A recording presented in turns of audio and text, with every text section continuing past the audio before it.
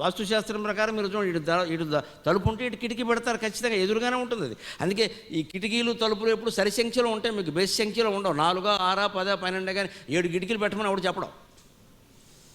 ఎందుకంటే వీటి కిటికీ పెడితే అటు ఎదురుగా ద్వారం పెట్టాలి, ద్వారం పెడితే కిటికీ పెట్టాలి, కిటికీ పెడితే కిటికీ పెట్టాలి, ఎదురుగా పెట్టాలంటే సరిగ్గా ఉండాలి కదా.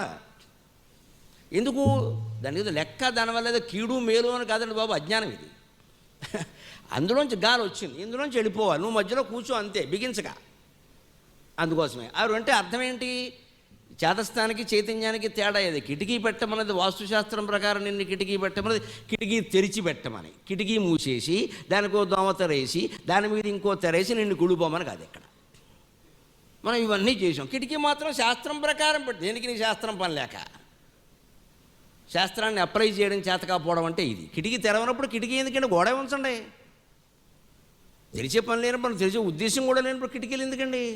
మేము లెక్క ప్రకారం పెట్టు, లెక్క ఏమిటి, ఎందుకు లెక్క, ఎందుకు అని ప్రశ్నించడమే విజ్ఞానం అండి. అదేం తప్పు కాదండి, అది తెలుసుకోవాలి.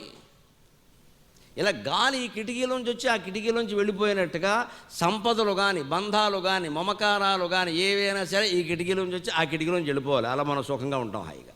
ఇది ఈ లోపల ఉండకూడదు, మొత్తం ఖాళీ తీసేయి. ఏ రోజు జరిగిన పరిణామాలు ఆ రోజే ఖాళీ.